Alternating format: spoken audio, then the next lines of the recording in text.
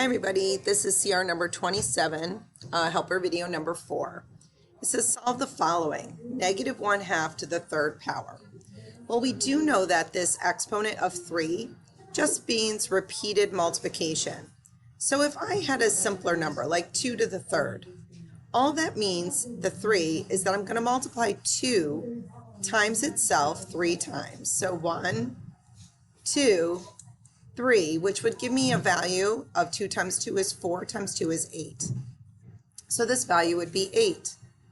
But in this situation, we're given a fraction. So instead of multiplying the whole number 2 times itself 3 times, we're going to take whatever is inside the parentheses, which in this case is -1/2, and we're going to multiply that times itself 3 times. Here we go. And remember, parentheses means multiplication.